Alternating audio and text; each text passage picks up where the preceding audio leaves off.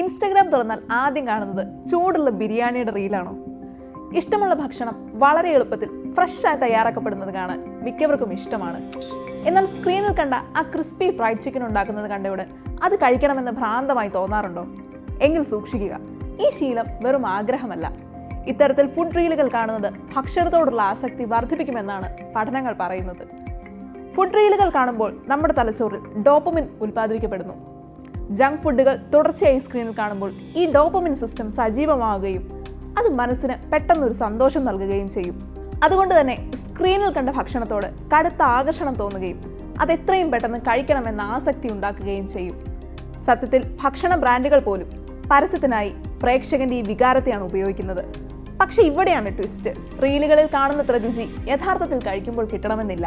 ഇങ്ങനെ തുടർച്ചയായി ഉണ്ടാകുന്ന താരതമ്യങ്ങൾ നമ്മുടെ ഭക്ഷണവുമായുള്ള ബന്ധത്തെ മോശമായി ബാധിക്കുകയും മറ്റ് മാനസിക പ്രത്യാഘാതങ്ങളിലേക്ക് നയിക്കുകയും ചെയ്യും.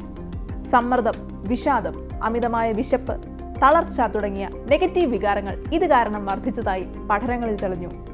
അതുകൊണ്ട് അടുത്ത തവണ ഫുഡ് റീലുകൾ കാണുമ്പോൾ ഓർക്കുക, ഫുഡ് റീലുകൾ തരുന്ന സന്തോഷം ഹോർമോണുകളിൽ ഉണ്ടാകുന്ന ഏറ്റക്കുറച്ചിലുകൾ മാത്രമാണ്. അതുകൊണ്ട് റീലുകൾ കണ്ട് വിശപ്പിന്റെ അടിമയാകാതെ റിയൽ ഫുഡ് റിയലായി താരതമ്യങ്ങളില്ലാതെ ആസ്വദിക്കാൻ ശ്രമിക്കൂ.